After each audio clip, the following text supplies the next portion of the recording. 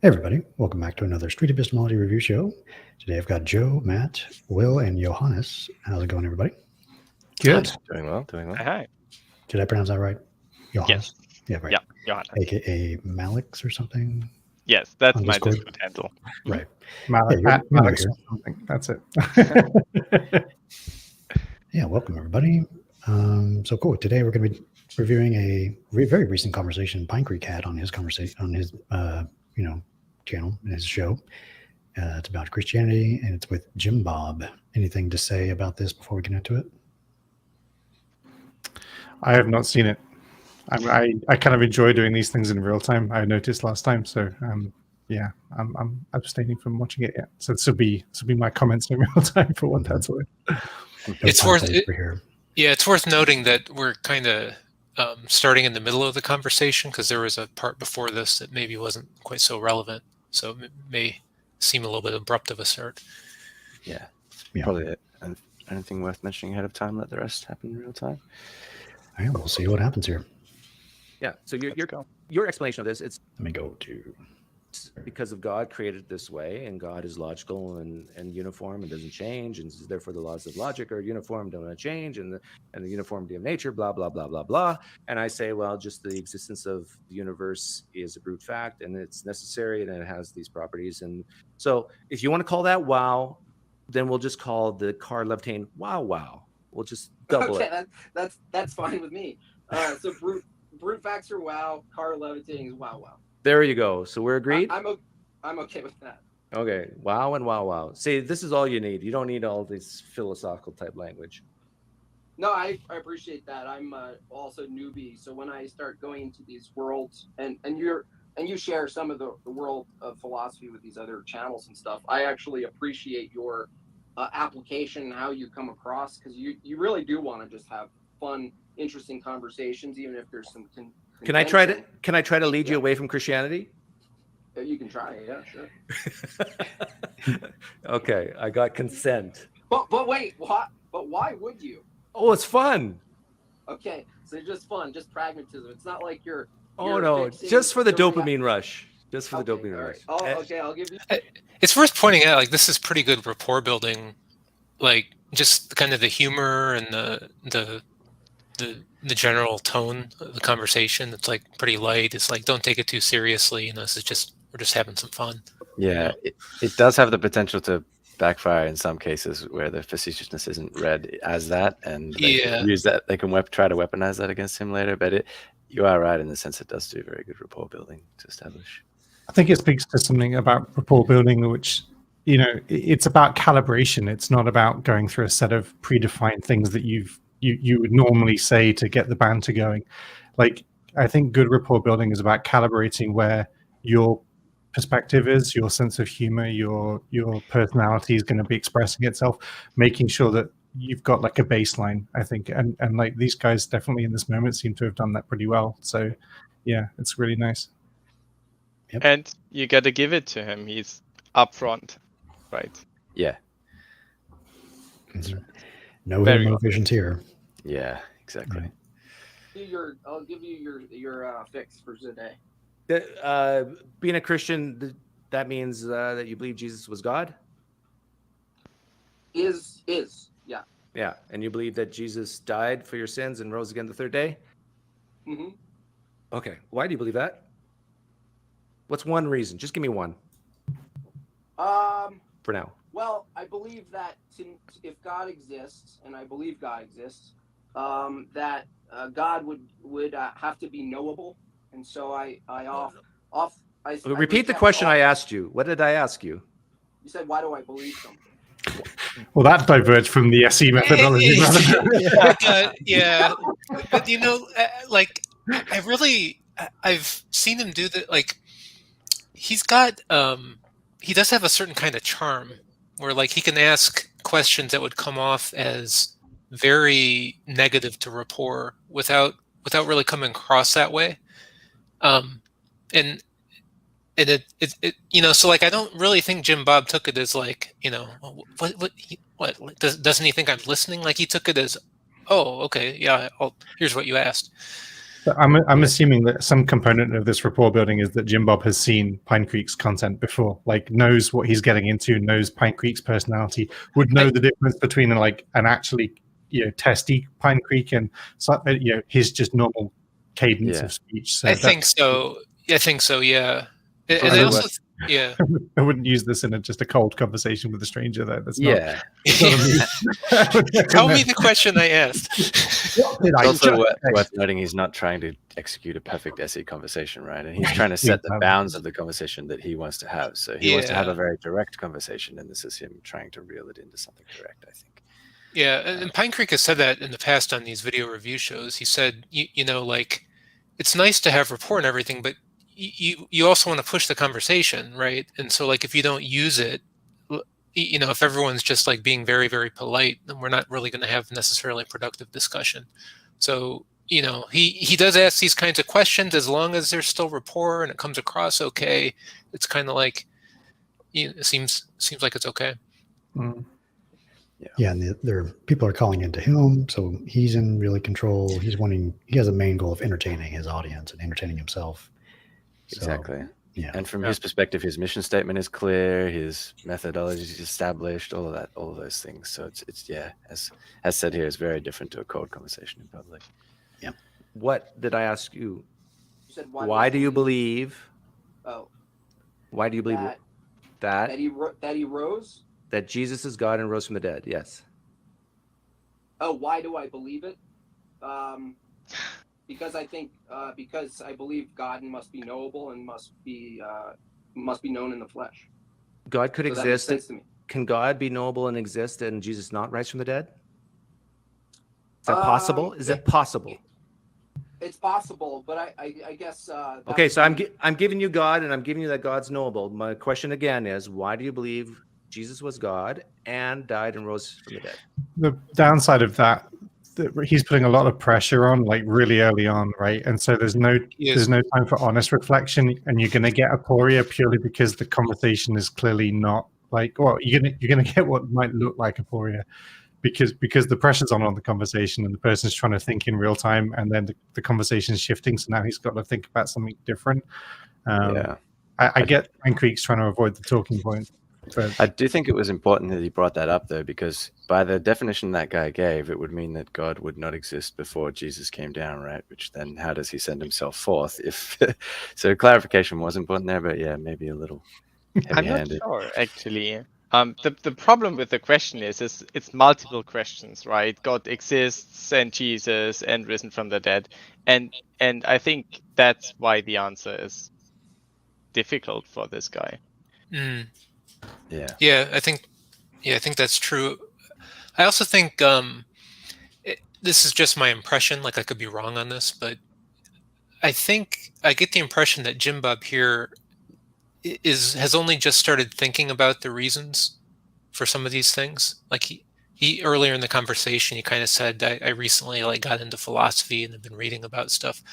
So I think Doug has thought about many of these questions for years. I think for Jimbob, he's been thinking about them maybe for weeks or months. So I don't think he's able to clearly give answers to some of the questions in the way that he would if he had thought about it more. I think that's part of the dynamic too. And it's important to say for SE conversations, often that happens, right? Like, people don't often think about the reasons they believe something, right? So I think that's important to note. I think though, in order for that noticing to be effective, I think we can't confuse the noticing that you don't have good reasons with feeling pressured in a conversation. And I think there's a danger right now, if it continues along this kind of line, that you're not going to notice. You're just going to feel aggrieved that you weren't able to express yourself, and that's why you weren't able to articulate your reasons in that moment, not because that you didn't have them, but because the conversation was just pressured. And again, I don't know if this is going to continue. I suspect it probably wouldn't, but it's definitely worth bearing in mind that pressuring in the conversation with your interlocutor is often counterintuitive, or counter to your goals, I should say. Keep going. I guess those two would be somewhat circular. Is that rising from the dead doesn't necessitate that one is God, but it does indicate someone can transcend death. Why do you believe Jesus rose from the dead?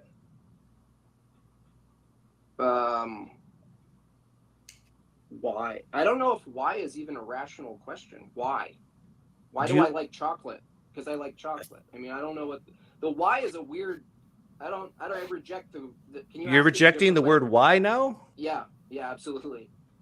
Why are you wearing a red hat right now? I think reframing could have been really useful here. Instead of asking another why question, he could have gone to something like, what methods did you use to arrive at the belief of the resurrection, or something like that? I like the when did you come to believe this, because when you talk about when, they're forced to talk about like first reasons, and that usually makes it more productive. Also, it doesn't necessarily follow that even if somebody did appear to rise from the dead, that doesn't necessarily mean that the reason is God, and it was a non sequitur in any case. But you can always phrase it in terms of what caused you to be at a certain level of confidence for this claim, but first you need to ask for confidence. Maybe you could go into that. Or how did you come to believe this, right? It happened. No. The rest. Do you have kids? You have kids, right? Yeah. I got 2. Okay. Why? I don't know if they're grown yet, but why? At some point, there's no other way you can go except for a circular answer when you get to why, because why can go on endless regress forever. I can't believe we're stuck on why you believe Jesus Christ rose from the dead. Oh my God! You're refusing. I was really concerned. Why did the children happen? Oh my gosh. Okay, well. And I think he brought up the children because he's trying to point out the infinite regress. Just keep asking why. Why? Yeah. Although, 1 Peter 3:15, give a defense of the faith, and the faith is this core proposition of Jesus' resurrection. But what's the defense? Like, there's an infinite regress? What's happening here? Yeah. Does subsequent why questions invalidate the first one, or can the first why question be valid if there are others behind it? And I think that's Pinecreek's reaction here is like I mean, in his view, that question should be like a total softball for a believing Christian, right? But this is why the when question is useful, though, because there was clearly a time when he did not believe this, right? So the infinite regression is you get to the origin of the infinite whys, right? And you say, what was the first point in which you started to believe this proposition, and then what caused you to then first believe this proposition? Well, I think Jim does not know the answer to why. So I think he is like thinking about the answer. It does not come to a clear answer, except, Jesus must be, or God must be knowable, right? So, but why does he must be knowable? I don't know. This does not make any sense. The idea that God might be a priori, like a truth, right? Like, that's the presuppositional argument, right? Like God is just a brute fact about the world, and then we go from there. But I think, like, if there was a period when Jim did not believe this proposition and then did, then there is a why to why he chose to believe it. Even if there's not a why to why is God, right? But there is a why to why he started to believe it if he had formerly not done so. And that is not an infinite regression. Yeah, one other thing I wanted to point out that I think is going on here, I think it's kind of what Johannes said. Sometimes in an SE conversation, you may ask a question and the person may have never thought about it, but sometimes they feel, especially in this dynamic, they feel like they have to give an answer, and they may just say something that doesn't really make sense, or they may just fight against the question. So like in a good SE conversation, it shouldn't feel very pressured at all, but this is a little bit of a different dynamic. So I think he feels pressured to give an answer here. And he's just saying, well, that's not a good question, Yeah, the pressure does get on when in this context of, an atheist YouTuber. Yeah. You're trying to, defend the faith, but yeah. Yeah, there's not the motive for Pinecreek here that we would have in an SE conversation of eliminating the adversarial nature. He's not bound to that, but we are, I think, seeing how useful that SE technique or that part of SE can be, because here's what happens when it doesn't apply, I think. Yeah. Let's keep going here. Fusing. Okay. Why is it a good question? Why do you have a channel? Fill in the blank. Why is it fun? Jimbob, fill in the Why? blank. Jesus Christ. No, let me be very careful here. I'm going to be you. I believe Jesus Christ rose from the dead because fill in the blank. Because I believe Jesus is God incarnate and he can rise from the dead. He can defy death. That's why I believe. Okay. Why do you believe Jesus is God incarnate and can rise from the dead? I believe that is true because fill in the blank. It's circular. It would be the same answer. So you can't believe that was going to be effective, right? That seemed silly on Doug's part because it didn't. We're not cutting to the. We're confusing like the nature of the self-evidentness of God as a principle with the personal encountering of this idea, and because we haven't separated those two things, we've just invented a new regression. But it's fascinating. He's willing to just completely own circularity as if it's not a problem here. He's totally adopting circularity and doesn't see an issue with that. I think a self-explaining belief. I think the question is phrased unfortunately, because I think he's giving the answer in this framework of Christianity. Why do you think Christ must have risen from the grave? And his answer makes sense because in my theological framework, God must be knowable. Therefore, it makes sense for Christ to rise from the grave. What he should have asked is, why do you believe in any of the Christianity in the first place, right? So by asking for specifics, which were not formulated by Jimbob, but by Pinecreek in the beginning, he's, not doing a very good job, I think. Yeah, that would actually be helpful, I guess, to get it away from those two things that are perfectly circular and to a broader sense of it. But I think that was his initial answer, though, wasn't it? That he believes it because of the resurrection. So you might get back to that point fairly quickly. Yeah. That's a really good point, though, Johannes. I didn't consider that. I think that's part of what's going on. Is it's like they're kind of in different frameworks and they're talking past each other for that reason. I didn't think about that. Yeah. Oh, keep going. They're entirely circular at the core.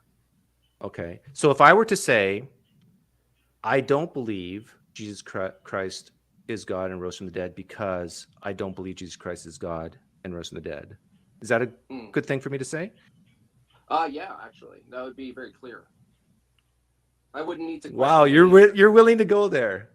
Yeah, I mean, when it comes down to it, because So now Myron's over here. He's just on the other side of my monitors. Okay, he's listening in, and he admitted to me this morning that he's agnostic and he's thinking about Christianity, but he's also just thinking about staying an atheist. He heard your argument for why you believe Jesus Christ. Not an argument. Oh, sorry.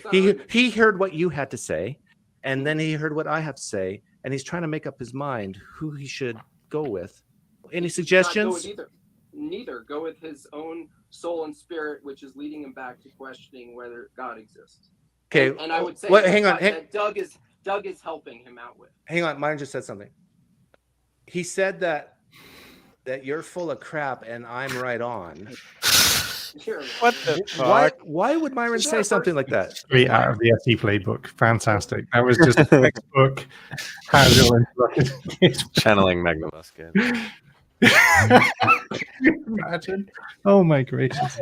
Right over there. He's my assistant. He's a terrible assistant. Okay.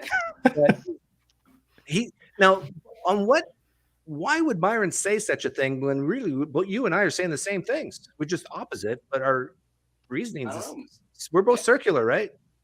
Yeah, ask Myron. Myron will have his own. If you keep asking why to Myron, we'll get to the same place. Does it matter to you? This would be a good example of actually in this moment he could say, actually, that's not what I would say. I would say, and then he would say that given the information available to me, I'm not sufficiently convinced by the evidence provided for the truth of the resurrection of Jesus, etc. As in, he could demonstrate the answer that he was looking to get Jimbob That's a good point. to provide here, but he didn't. He's sort of allowing this to play out largely for, I think, the fun of it, somewhat. Yeah.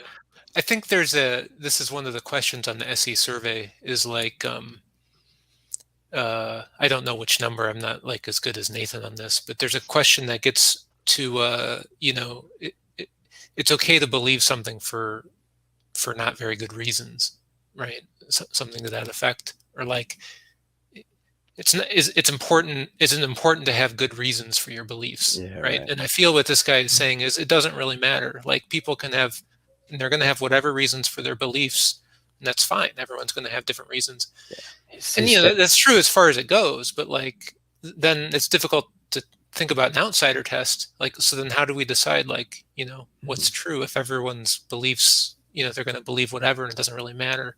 Yeah, how do we cooperate? How do we have a shared truth with which we can move forward, or something like that? Yeah. Maybe this one. There we go. That's yeah. Well, yeah. Well, again, I guess with no justification, absence any strong justification, any justification is reasonable, I guess, is kind of where he's coming from. Like you can say you don't believe because you don't believe. I can say I believe because I believe, and there we are. But his advice to the other person was to just go with their feelings, basically, not anything about being critical or whatever. Just whatever pops into your head, whatever your feelings are, believe that. And also, interestingly, like he wouldn't make an argument to try to convert him to Christianity, right? He's like, oh, if you don't believe, you don't believe. Like that's kind of interesting. That's not typical. I get the sense. Personally, I get the sense that he's trying to create space to hold beliefs without any kind of reason or evidence or whatever, because he doesn't want his beliefs to be threatened.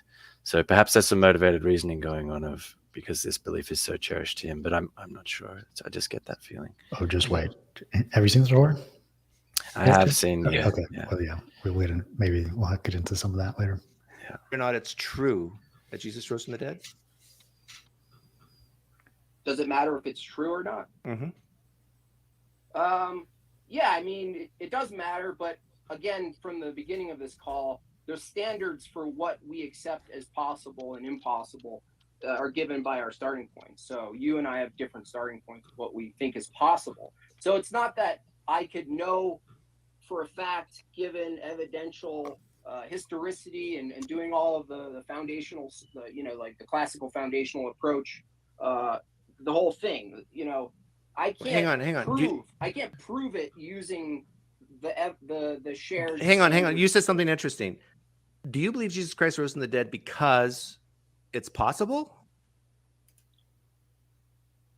I accept it because I believe it's possible. I don't believe it just because I think it's possible. But I think those two might be connected. I don't know how to separate them necessarily. Because could we? It's possible. Could we separate those? It's possible. There's a Volkswagen Beetle on the dark side of the moon. Do you believe it? Yeah. Do I believe that? No, you don't. Go ahead. No, Make it quick. Just say no. No, I don't. Yeah, I don't see a logical reason why that would be the case. Like, it's logically possible for a Volkswagen Beetle to be on the dark side of the moon. But you don't believe it, and I don't believe it. So when you say it's possible that Jesus Christ rose from the dead, just one thing there. I think it would have been really useful to explore the reasons for his disbelief in some claims. Like he took it to the level of a claim that he didn't believe, but then didn't take the time to explore the reasons why he doesn't believe that claim. I think that would have been really interesting, because he immediately switched back to the evidence for things or the reasons for a claim. But just as useful and interesting would be where he filters into things he doesn't believe. So I think that was a missed opportunity there, seeing as he set up an example of the Volkswagen Beetle on the other side of the moon. What he should have done, I think, is ask for the truthfulness of claims. So is it important for claims to be true? Can two contradictory claims to be true at the same time? And if not, how can we find out which is a more reliable claim? Right. So I think just a moment ago he did ask the first part of that. He said, is it important for them to be true? And then Jimbob responded yes, but he did't take it to that second part, which would have been useful. Well, Jimbob definitely seemed to be unsure as to whether part of the reason he believed it was that it was simply possible. That was an interesting moment. Just, there are definitely an infinite number of things that potentially are possible because we don't have perfect knowledge of the universe and reality as it is. So, we could acknowledge a myriad things that are possible. We have to choose what we believe in, and there has to be a reason why we choose to make that move to actually have confidence that there is something that we're moving towards, or that is in reality existent. I think I've heard it quite a lot recently. This idea that possibility opens up a space for believing anything you like, and I don't think that's true. And I think chasing this down is pretty important. Yeah, there's also I'm touching a lot of belief in belief. Like he's saying, as reasons for his belief, he's saying, "I believe because of the I'm not hearing it. belief." Yeah, I'm not hearing it like that. Like, I don't think he is yet making the claim that there's a virtue of just believing it. I think he's treating it as an a priori belief, but isn't giving a justification. I don't think he's just celebrating it because it's belief. All right, we'll keep going. What is it inside you that goes, yes, I believe it? Well, it's not one thing. It would be like a whole core of. I'm just asking for one. So far, I haven't got anything other than that. Well, I already told you. God is. I believe God. To believe in God, my standard would be, well, he must be knowable, and he must also transcend, exist somehow in the physical, in some form to be known. Well, so that's why. Why do you believe that God has to be physical? Not God himself physical, but manifest in a physical way. Okay, why do you believe that God has to manifest himself physically? In my view, yes, that had to have happened for us to know the embodiment of what God is in a man. So Moses and Abraham didn't know God? Actually, in the before Christ, we would kind of say that that God could be known through basically through some revelatory experience. Okay, so you don't need Jesus manifested in physical form then to know God. You just admitted that. We should probably point out here that this is another angle in which this isn't exactly SE, because often in SE, especially where you don't know the person or you don't have this kind of context where you're expecting people to call in to talk about this kind of thing, it's usually not great form to point out a contradiction quite that strongly. Usually it's better to ask them, is there a contradiction there? Do you see a contradiction or do you not? Let them answer why they do or don't see it. Or a question that leads them to arrive at the contradiction in answering it. Yeah. I mean, in any case, I think it's bad technique from a conversational point of view, and also it's irrelevant. It's like discussing Skyrim lore with a Skyrim fan, right?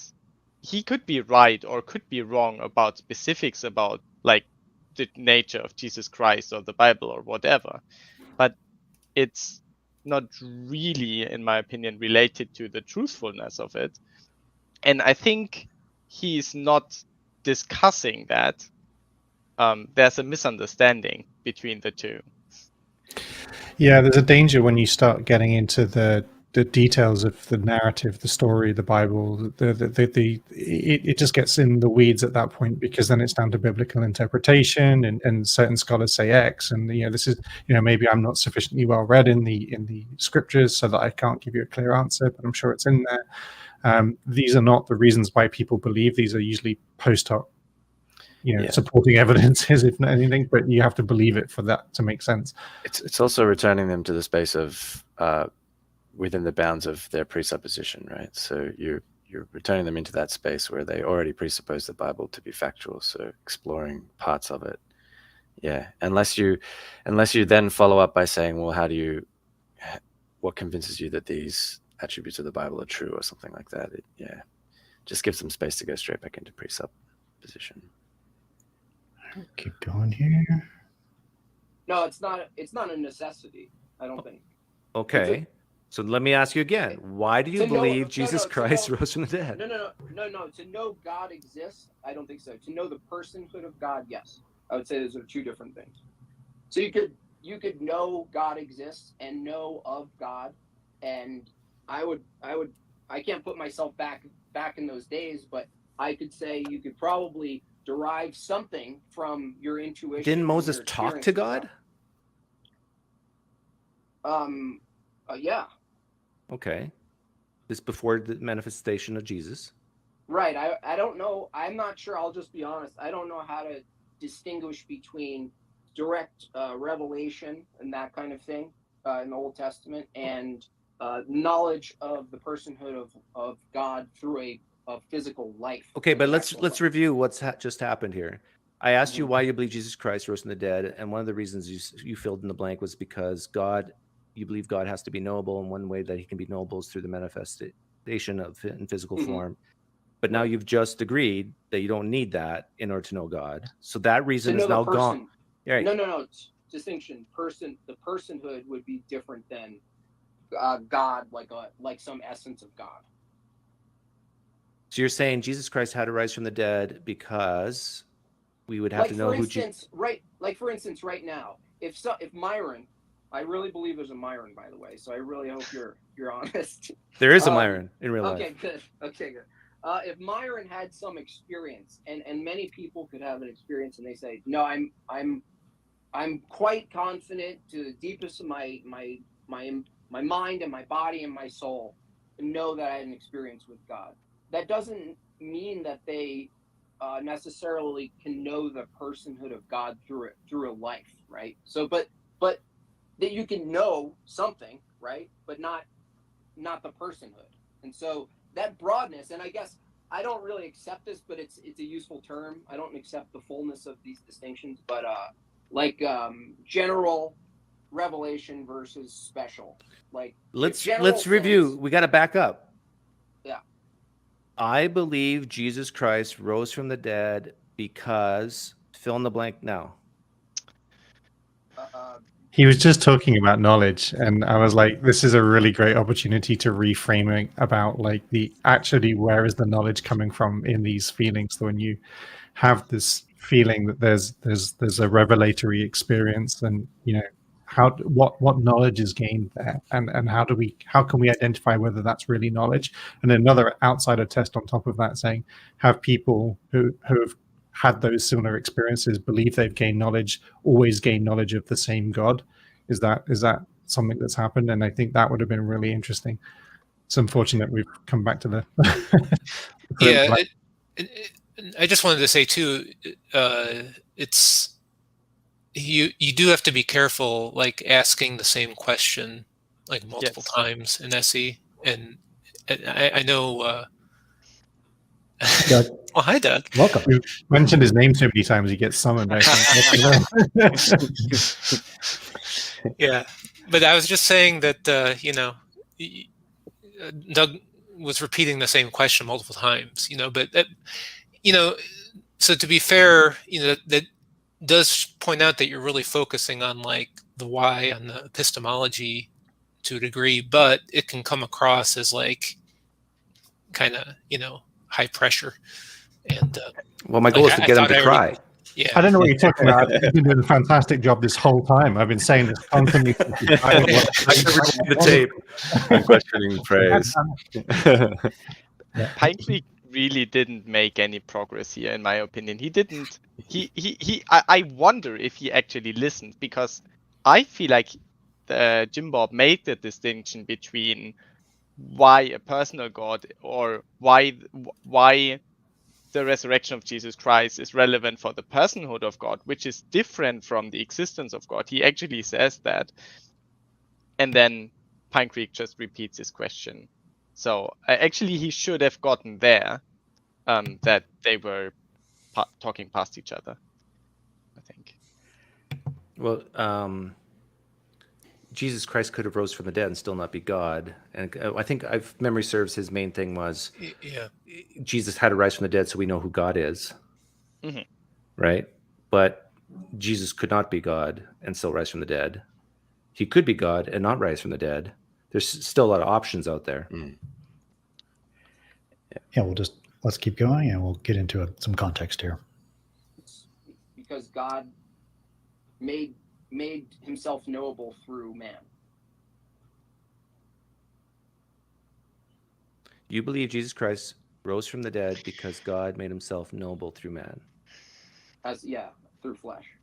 And that was from the beginning. So you can't divorce the wholeness of Christian doctrine from that, because clearly some men have not believed this, right? So if he's made himself knowable, there must be a reason why some people have not noticed this yet. So like that it's there to be discovered just means, oh, there is a reason.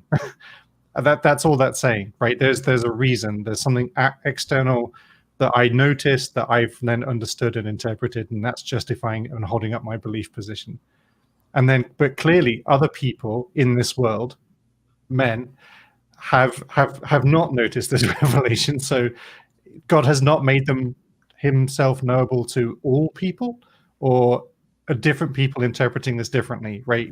I think this is a place where you could try to come down to, like, specifically what's the difference between him and, say, you in this instance, Doug, right? Clearly, if God has made himself knowable to people, why is it that you do not hold that position, right? Yeah, I already know his answer. Because I'm suppressing the truth and unrighteousness. So he leans Calvinist precept, which is precisely why he struggles with questions like this, because he will take more of a philosophical bent than a historical one. And so when you press him on the historical stuff, he kind of flounders. All right, keep going. Christ, Son, is also eternal from the start. How does his resurrection have anything to do with him being knowable as a man? He was knowable as a living man before he died. Okay. So you're right. Yeah, that's a good distinction. That it's not that he coming back to life or defying death would be just an indication of things, of having all that God has in power. But you're right. It's not necessary that he died. Okay, so let's back up and try again. Except for knowing what sacrifice is, knowing what long suffering is as a virtue, we would know that through that whole experience. Okay, it's fascinating so to me I that you believe just Jesus got him. Christ.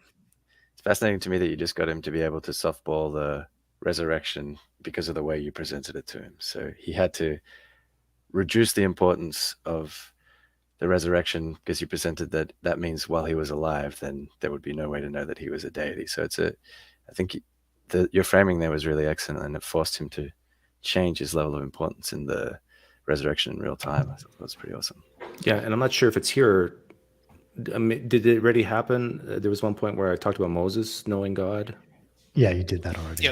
Yeah. It's like, so his whole argument about the resurrection is needed to know God. No, Moses talked to God. I mean, he knew God, but not in his fullness, he would say, probably. So This is where it gets. It's always frustrating when it gets stuck in these theological weeds, because we're just arguing about the rule set of Dungeons and Dragons at this point, right? You can make all kinds of claims about how the magic spells work if you want to, and you can define the terms certain ways, but like none of this was the originating. I really wish that it would just get more personal, in the sense that I wish it would be actually talking to the person about why they got to believe it. And I know you've been trying to do this. Like, this is not because you've not been asking him that question, but it's just. None of it comes up later. Oh, good. Okay, cool. Yeah, it comes up soon. He gives, I think, the real reason why he believes. Yeah, cool. Christ rose from the dead because I know God through his sacrifice, and something like that. Well, because God would be knowable through becoming flesh, and then the life of that person, whose embodiment of all that God is, would demonstrate sacrifice, so that we know what sacrifice and love and compassion, all of that is. Okay. Good. My neighbor died and rose again. Okay. let me go back 1 second. He said something. So that we know what sacrifice and love and compassion, all of that is. Okay. There it is. Yeah, he's using this religion to make sense of these abstract values of love and sacrifice. That's something I'm detecting here. I don't think he is though. I think he's trying to connect ideas that human beings can relate to, as in love and sacrifice, and connecting them to his religion to make the religion seem as real as the idea of love and sacrifice. I don't know if he's I disagree. Oh, okay. Yeah, I think he just directly made that link. Yeah. I think he feels an emotional need for religion, and everything else follows. So all the post hoc rationalist stuff. But the whole thing about you need a resurrection to demonstrate sacrifice and love. Like, no, there's people in the army who throw their bodies on grenades to sacrifice themselves for the betterment of their crew. No, you don't need a resurrection for that.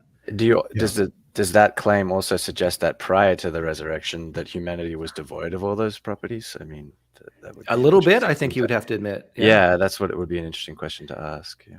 You'll scroll through your Twitter feed today, and you'll find many examples of sacrifice and love today.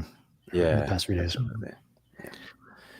I do find this idea of like grounding, though, connecting religion to a feeling that you can feel. Like you felt love, you know what love is, right? So yeah, that comes from God. Like that non sequitur move gets made an awful lot, like because essentially it grounds the insubstantial in something that's relatable at a human level. Yeah, and I just feel like this is what he was doing here. Yeah. My neighbor died and rose again. Okay. Do you want to know why I believe that? Sure. Because I believe God wants to be knowable through the death and resurrection of my neighbor. Do you believe that actually happened? Wait, you're calling your neighbor God? Yeah. No, I wouldn't, because that would just be arbitrary.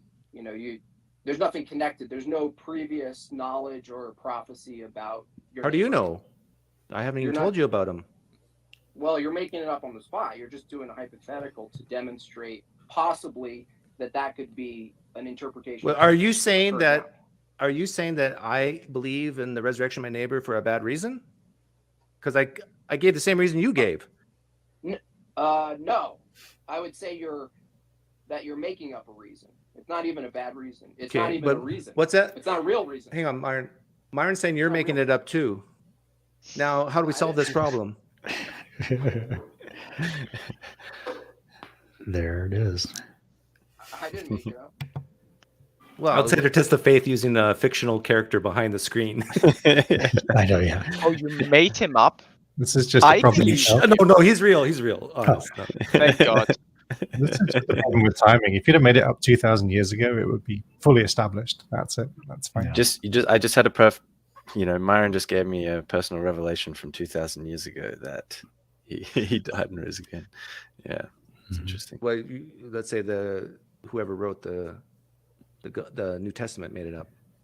That's what Myron said. No, I'm not saying that. Myron's saying that. That's a positive claim. He has to demonstrate that occurred. Myron has to prove that it didn't happen? That he made it up. That something was made up. How are you going to reconcile that? He said they colluded. He said that he was watching Dale Ellison the other day, and he said that they were not independent witnesses at all. They don't state in the first person that they actually even seen the whole thing, and that they quote each other word for word. That's what Myron said. Isn't that proof enough? No, you're just going to have to go on faith based on that. Okay, still with limited access to knowledge in that. Myron wants to know what you mean by faith. He goes, "Where'd this word come from?" We all have faith. Faith is basically what we put in from hearing. So faith comes from hearing, and so the things you hear, you either put faith in those things or not. No, but Myron wants to know what you mean by faith. You're saying you got to put it into practice or whatever, but what is actually the definition of faith? Myron wants to know. Faith. I mean, there's faith like belief with the absence of evidence. Faith is the absence of Belief in the absence of evidence? Belief, I would say belief and faith sometimes could be synonymous. Belief being the absence. Yeah. He realized he made a mistake there. Is kicking in here. And yeah, he's doesn't want to define it distinctly because he's realizing he wants to use it in more than one way. So his initial example was that it is a confidence scale of your beliefs, and then his second one is just believing something without evidence. So he wants to use it in a lot of different ways. So yeah, asking for a definition here is useful. I assume what he means is, or being very charitable here, faith is the belief in something in which you cannot be like where you cannot have certainty, so you have to like 80% degree of certainty, something like that. Mhm. So I think he might be using that word synonymous with just belief or being certain to a certain degree. Yeah, but he did say without evidence, right? Without evidence. Yes, that's what I'm Yeah. saying. So he's shoehorning in two separate. I see them as two distinct, separate definitions. One being faith as a confidence scale, and the second being faith as believing something with no evidence. So Faith in something. But how are is the you absence of- how are you using it? using the word faith? Yeah, because you just introduced the word faith for the first time. Right, you have to have faith in some level of accuracy in the transmission of information over time. You have faith. We all have faith in that. Okay, so are you talking about the word trust now? Is that what you mean by faith? Trust. I helped him here because I felt sorry for him. Yeah. Yeah, I guess you could probably use the word trust as far as like hindsight. Like I trust that the narrative that's given about those set of facts or not facts. Now we're getting somewhere. Why Jimbob trusts the historicity of the resurrection narrative because fill in the blank. Why do I believe the historicity of the Bible itself? Why do you have faith? Why do you trust in the historical narrative of Jesus' resurrection? Historical in quotes. Well, I would tie that into the whole thing. It's not just the one. That's just one instance, right? So are you asking me why do I believe one instance that's actually connected to a whole set of beliefs that's tied to a whole? This is the whole bombarding thing that I've been talking about for years. It's just like when you're confronted with a very simple question like that, it's just, I think he realizes any one single answer is not sufficient. So he has to tackle the cumulative case all at one time. And so he's thinking about 1,000 things right now, and he can't even pull one out. And it's just so difficult for him. This feels like a debate format, in the sense that there's because it's in a video, because there's this context that there's people watching. There is no space at all for him to go, I had not thought about that. Right? That's not a move that's available. There's no safe retreat. Yeah, He has come up with it's an answer. It's really complicated. There's lots of factors and things involved, and it's just can't explain it. But in Yeah. fairness, Also, he knew this going in. yeah, I feel exactly. like the moment he says, you're gonna say like, gotcha, right? So that's not a move I would make, at least if I was him. I get the sense of some level, though, that it's also a fear of him hearing his own reasons and how unconvincing they are. Like, he doesn't even want to hear that, right? So he's going through the Rolodex and thinking, damn, none of these sound By the way, convincing even to me at all. I don't know if you guys know this, but yesterday he came in a second time. Saw that, yeah. And he was in full offense mode. He refused to talk about his own beliefs. He just questioned mine, which was fine, but it was on a very convoluted philosophical topic, like what is the grounding of laws of logic. He learned his lesson. You don't talk about Jesus with me. I mean, he's back to abstract ideas about logic. Yeah. He wanted to keep it in the abstract. He wants to make sense of these abstract things. And it's everything except the actual reason, actual personal experience of him getting the thing that really is behind. Yeah. All right, we'll finish this up. Holistic worldview. that's what you end up having to go up against. You can't, which is why this might work with people, because you want to zero in on something and then formulate sort of like a logical way of deteriorating it as its own thing. But can I have just give me one reason why you trust? Do you like dream about that whereby noise, Doug, at this point? Yeah, I've talked to whereby to try to get rid of it, but Yeah. the narrative that Jesus rose from the dead. Because I trust the timelessness of truth that's within the Bible. That's beyond the claims of physicality or. Why do you trust the timeliness of the truth of the Bible? Because I believe the Bible corresponds to the nature of man at a metaphysical level, like metaphoric truth, that I believe, from my point of view, supersedes material truth, like things we know about the world. I think knowing about us as humans. I think one way to phrase that question differently would be, how did you determine that the timeless truth of the Bible was valid? Like, how did you determine, rather than just why? Because why comes with a sort of philosophical regression in his head, and it's all just infinite, y is all the way down. Right? Well, that's precisely why I changed it to fill in the blank. Like, I tried to get rid of the word why, and then eventually I noticed he started accepting the word why. So okay, I'll stick with why then again. But yeah, and then for me, when I hear a Christian start going into the metaphysical, philosophical type stuff, I'm asking a historical question, really. And it's just like, it's so disappointing. It's so frustrating.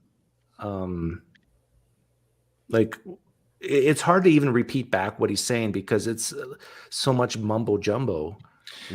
He's speaking on the truth of it, right? He's not talking about why he believes it. Like, this has been the problem the whole way along, right? And yeah, it's why. How did he determine that this was to be believed?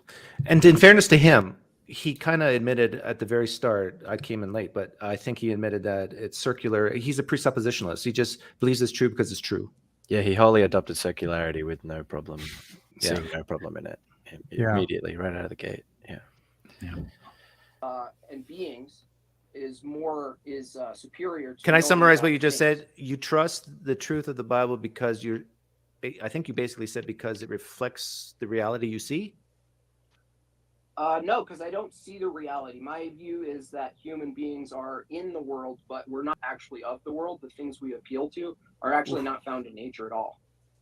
And the Bible talks to those things, whereas what is possible, what didn't happen. I'm giving up here, by the way. Did he just know True Scotsman reality? Yeah, Like, at this point in the conversation, in my inner voice was, I gave up. I'm done. Yeah. that was a big move. Jimbob, it's like we're here, and then I ask you a question, and we go boom, and then we ask boom. It's like we're going all over the place here. Well, no, you want certain answers, but I don't think you're listening to my answers. No, I am, and I do understand your answers. What did I just say? What did I just say then? You were talking about the truth. I think this is maybe an example of a little bit of a rapport crash, right? Yeah.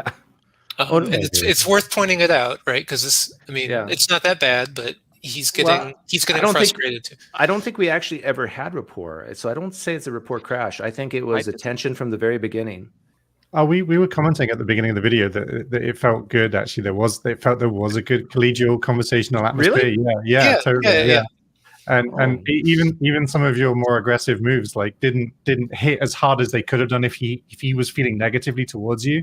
And so it seemed like it wasn't in a bad place. The reason why rapport is broken down is because he's feeling the pressure, and he's this cognitive dissonance essentially. He also feels like you're not, like Doug isn't listening, right? He's saying these things that I think in his mind they make sense, but they're not coming out very well, and Doug's having trouble understanding it, and so he's like, you're not listening to what I'm saying, Yes. And also Doug is not, you don't want to talk about the things he want to talk about, right? You don't want to talk about at least the very abstract rule set of this Dungeons and Dragons game. but why well, is it yeah, true? I understand what you're That's saying. I understand. I don't want to go into some metaphysical, philosophical nuance where everything's buried in weeds. I agree with that. However, he's a Christian, and the most important thing about Christianity is Jesus. The most important thing about Jesus is that he's God incarnate, died for the sins of the world, and rose again.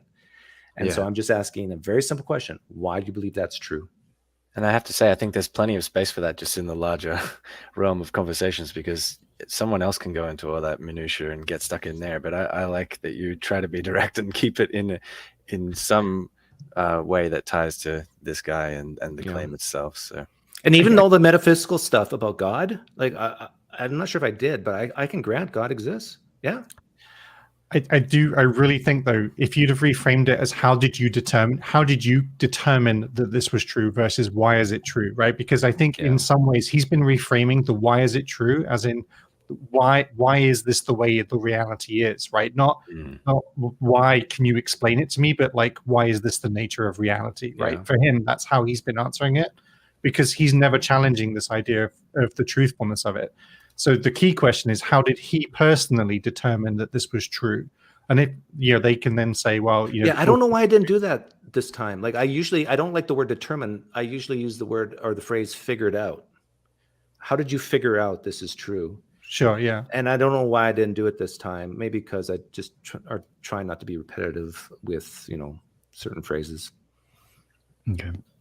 That you view the Bible, you trust the Bible as a truth, as a reflection of, I think you said, of your experience. And then you started talking about the supernatural and the natural, and that you can't always, it sounded like to me, and I'm paraphrasing, that you are not making a real distinction between those two, that you view them kind of all scrunched together. We skipped the whole conversation about miracles and stuff like that. We got into the end of that. Oh, okay. Is that right? No, because this is reflecting what you said like an hour ago now, probably, about when we were talking about what is a miracle. Mm-hmm. And you're saying, well, everything's a miracle because the uniformity of nature is a miracle. And I think we're circling around back to that. I mean, kind of. Not directly, but maybe indirectly, because the line of questioning you're proposing here is regarding what the Bible is and what is true or not true of the Bible, how much of the Bible is made up. It's alluding to all of these questions, right? Is there anything in the Bible that you think is not true, that purports to be true? I'm still reading the whole Bible. I am actually only 2.5 years back to Here it comes. There's a clue. Christianity after 15 years of atheism. This is good. I'm actually reading now. Okay, you went from Christianity to atheism to Christianity? Mm-hmm. And you were 15 years an atheist? And you were 2 years from being it? That's 2 years ago you were an atheist? Maybe 3 now. Yeah. Okay, so what happened 2 to 3 years ago to change your mind? Well, I think it was a combination of some level of introduction to any level of philosophy and logic, and getting into metaphysics and what Why did you get into metaphysics and philosophy 2 or 3 years ago about this issue? Why did that happen? Yeah, why do you think it happened at least? I'm not sure. I'm a political cartoonist and satirist, so I use really funny absurdities, right, in culture and stuff, and I attack right politics and left politics, and so my format was actually kind of like showing that format of like reductios and stuff like that. Okay. And so people would mention those things, and then I was like, maybe this just even rudimentary understanding of these concepts and some of their history even can help me with my work. And so that's how I got into it. Yeah. So I started looking at worldviews in general. Okay. And why did you leave Christianity in the first place and become an atheist? I mean, I think it was just natural rebellion, being like a 20-year-old moving to Los Angeles with my friend. Guilt. Living in a house, hedonism, just like, living in a house. Unbelievable. The He madness that Kids goes on today. with that religion. Can you believe he lived in a house? Well, I think he lived in a house with like other roommates, and they Yeah, all yeah. together doing stuff. I swapped religion for transhumanism and futurism and stuff like that for a while. But I would say That's what happens when you go to LA. Yeah, definitely. That's a prerequisite, actually. I would say. Rapport building. Oh, Yeah. right. It's a prerequisite. So because he wanted to go to LA and transhumanism is a prerequisite, right? He had to give up Christianity. Now it makes sense. But I don't think I wasn't raised with a strong understanding of how to interpret and look at things from a worldview perspective. I was raised in a very, just read the Bible without a lens to which to digest or even critique it. Are you married? And so, yes. When did you get married? Like the last 2 years. I didn't do a proper, whole thing. Oh God, no. No. I do not apologize for that. Is this gonna go where I think it's gonna go? Yes. Oh my God. That's going to go further. You know than why I'm that. laughing, right? Yeah, I think I know why. what this is. I asked you when you became a Christian. You said 2 to 3 years ago. Mhm. And I asked when you got married, and you said 2 years ago. Is your wife a Christian? Yes. There you go. Mhm. That's why you're a Christian now. Maybe. I think that's why I'm back. I was really resistant because when I first met her, she made that clear, and I was like, I'm not. You hear that? He has this habit of backpedaling where he makes the honest concession and then immediately reels it in because he sees what the admission is leading to. So But he just admitted does something this- else. Yeah. That very his now wife made it very clear that she would not marry a non-Christian. Wow. That was a really good call at that point. Like, it was a bit of a risky gambit, but it paid off very well. You know what? You should have ended the conversation immediately. You should have said, The call. thank you. Thank Yeah. you for the conversation. Very nice talking. Do the Academy Awards music and Yeah. play them off. Just end it there. There was even a moment where he was like, he couldn't say that it wasn't. That was like genuine. Like, I don't even, was that aporia or just concession? I couldn't tell, but I think maybe he hadn't considered it before until Doug asked. can that honestly have been the case? Like, I'm not. You really think he didn't connect those two events? Don't know. Any of this shit to my kids, you're gonna do this on your own. Like I was like that when in the first year at least. I'm sure. So Hey, I tell you, I left Christianity, and my wife still has. She's a Christian. We still have coitus, so don't worry about it. I What a understand. cheap thought. No, but I legitimately, looking back, it wasn't that. That was just like a helper. It was more so the philosophy. Like I was kind of like really attached to like a Marital aid, if you will. Physicalist kind of view, and I see that's just it's insufficient to me, and it's unsatisfying. I get you. I understand. Like, there's no hope of an afterlife with atheism and naturalism. So I get you. Hey, I gotta let you go. I got some Okay. people who want in here. Take care. Hey, thanks a lot. Yep. Bye. There you go. Nice. Wow. Even that point at the end is fascinating. He's saying, well, the ideas were unsatisfying to me, as if how much an idea satisfies you dictates its truth. It's very interesting reasoning he uses. Ending it where it did, there's no way he's not left with having to think about that much more serious. That's Yeah. like going in his head after the call. Yeah. Well, I'll be very honest. Like, from an SE perspective, he probably watched that back and didn't like it, and that prompted him to come in yesterday, and it was a train wreck. And in the comment section, he started lashing out to my subscribers, using profanity and just being rude, and I had to block him. So in that sense, failure, right? Mm-hmm. Complete failure. But in another sense, people are watching. There's going to be Christians like him watching this and thinking, why can't you just answer that question? Like, why do you believe? Why do I believe? And they're going to start to reflect in the privacy of their own homes, where there is no pressure, nobody watching, and maybe can see if they really do have good reasons to believe what they believe. Yeah, joking aside as well, if his belief is a contingent element of his marriage, his relationship with somebody he cares about, I mean, this it's not more. It's more than just potentially, the reason he decided to leave atheism or and adopt Christianity.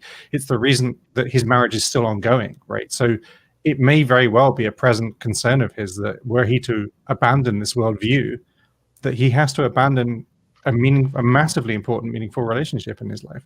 That's a lot for anybody to have to give. Well, that's exactly why I said, I left Christianity. My wife's still Christian, and we're still having this. Exactly. You'll be okay. And if a Christian, actually, to use Christianity against them, a Christian is not allowed to divorce a person, their spouse, just because they leave Christianity. They're commanded not to. Well, maybe that kind of marriage is not the kind of marriage. I know. But I'm just saying that if she's a true Christian, she's going to know that verse. So if that's his fear, sleeping on the couch with a true Christian is what he's going to be doing. Yeah. That is a question you could have asked earlier. What would it mean if you were to not believe in Christianity? How would your life be different, right? Oh yeah, very good question. Yeah, he'd be living in LA as a hedonist. I very much doubt, though, that he would have mentioned his marriage had you asked that question earlier. Yep. I think it was a good call, and I think that that again he mentioned it happened 2 years ago. This was the question we wanted to get to. Why do you adopt this worldview? What is the reason that you chose to do this? We found a point in time where it happened. Even then, he started to walk away from it. He was talking about anything except the actual reason that seems to be highly indicative of that point in time and this change in philosophy. And I still think asking what, let's say you were convinced that God didn't exist. What would you do, and how would your life change? I think that's a very valuable lesson, because oftentimes you don't reflect on that, but that's one of the biggest reasons you don't reflect on that, because that would mean, I need to change social circles. I would not have these friends anymore, not have my wife anymore, maybe. All of these things, maybe not even have a job or an identity. So existential angst. No eternal life is a pretty big one too. That's exactly. No eternal life. Well, that's only a benefit if you believed it was on the table in the first place. I mean, those are the kinds of things that help you feel good about the fact that you do believe, right? Then they can't be the reason you do if you don't. Yeah, if you have a sucky life, being a Christian doesn't necessarily help that. And so I think the biggest thing is this hope for a better life after death. Yeah. Right.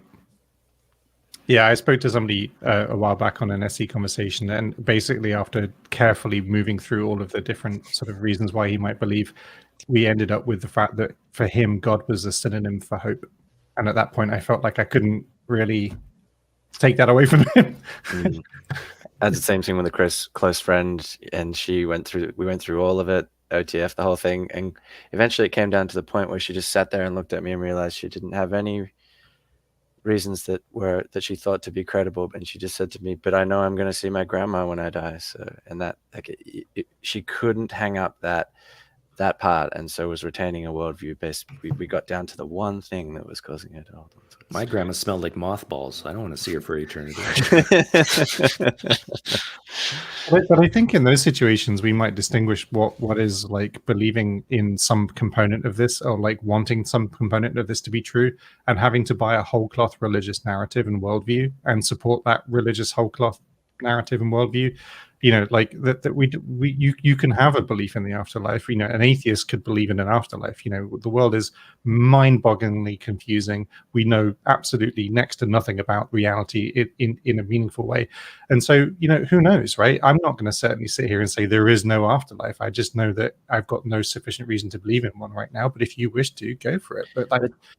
But religions give you a nice little prepackaged deal that you can always point to that is convincing to most people, and it's only when you go through a particular conversation that you have to actually come into conflict. It's like a convenient prepackaged deal for you to just hold a worldview. And it's socially acceptable too, right? Yeah.